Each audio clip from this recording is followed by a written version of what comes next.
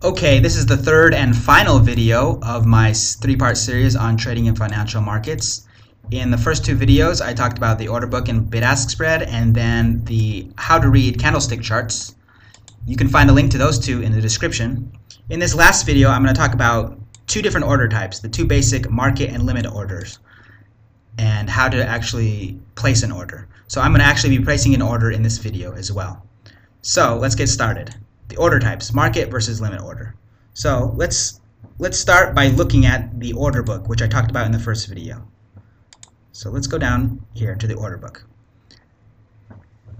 So if you're gonna place an order on the order book, which means you want to be a bidder or you want to be an asker, you would place what's called a limit order.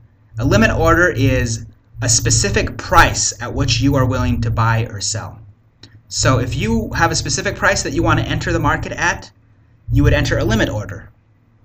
Now, in contrast to that, a market order, it means that you'll just take whatever is at the market. You're going to take something off the order book. So a market order is an order where you're just going to take whatever the best offer is currently on the order book. So for example, the price right here on Bitcoin is 5291.3 for a bid. That means if I want to sell at the market, I would have to sell at that price because that's the best offer I can get to sell at. But if I wanted to buy, I would have to buy at 5291.4. So if I entered a market order, my order would be matched with, if I wanted to sell, it would be matched with a bid. If I wanted to buy, it would be matched with an ask. If I wanted a particular price, if I wanted to say, no, I don't want that price, I want to wait for a better price, then you would enter what's called a limit order. So that's the difference between the two. The market order is you'll just take whatever the market is offering, but it gets executed right away. You'll get the best deal that's currently available to you. A limit order, you might have to wait because your price point might not come right away. It might never come. So that's the risk you take. If your price isn't aggressive enough, then you might lose out on the chance to get your price. But usually, I would still recommend using limit orders because markets usually fluctuate enough, the price will come to you, and even if you do want to get in right away, you can enter a pretty aggressive price so that your order does get executed pretty fast. Because if you enter a market order, the risk with that is the price could change against you very rapidly, and you could get a price that you weren't anticipating. That's rare, but it's theoretically possible. Anyways, we're going to do an example here, a live trade. So what I want to do is I have some funds here, a little bit of money here in dollars that I could buy Bitcoin. So I'm going to place two orders here. Both of them are going to be, well, let's try a market order first. So let's just go market. And I'm just going to buy one Bitcoin at the market. So exchange buy. There we go. Exchange market order has been fully executed. So if I look at my trades here, Friday, April 19th, which is today's date, I just bought Bitcoin at 5289.5.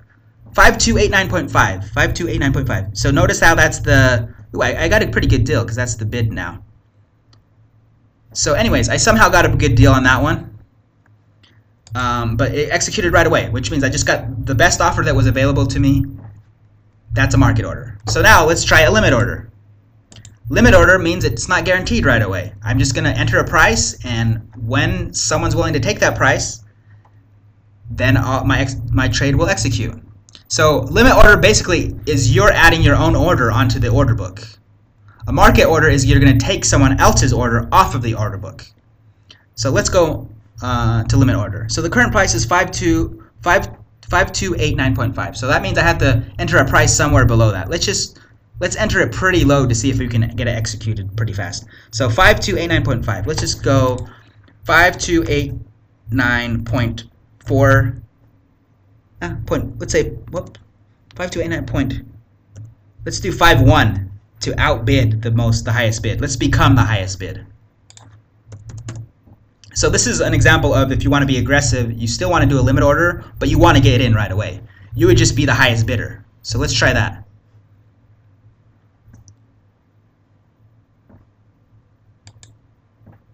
Okay, so I guess it doesn't show that much detail. Usually if it's more, I guess, because this, here we go. So that shows that we're here. There's 6 total Bitcoins there. We're just 0.01 of them. So we just represent a small fraction of this, but oh, there we go. It just got executed. So see that? See that now how that changed? Because our order got executed along with many other people's order. So there we go. There's an example of a limit order that could be executed fast if you either match or outbid the highest bid. So now let's try one that's going to be a little lower. Let's wait. Let's just do 5289. And let's enter a couple. Oops. Are you sure you want to? Oops. What happened? Oh, that's because the price went down. So I just bought high and the price went down against me. So I just lost some money, but just a little bit. So it's not too bad. I wanted to buy Bitcoin anyways. That's the point of this.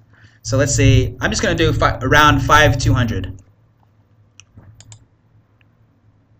So there's an example of an order that's kind of deep down in the order book. It's not going to get executed right away, but if the price, so here it is represented on the graph, this green line. If the price does come down a little, then my order could be executed eventually, but it might take a while. So anyways, that's an example of limit orders. It might not get executed right away. It depends on how aggressive your pricing is. Whereas market orders, no matter what, it's going to get executed right away, but you're just going to have to take whatever price is available at the moment. So anyways, that will wrap up my 3-part series of how to trade in financial markets. I hope it was useful. If you have any questions, leave it in the comments. If you have any suggestions for future videos, I'd like to make other videos like this and see how it goes. Anyways, thanks for watching.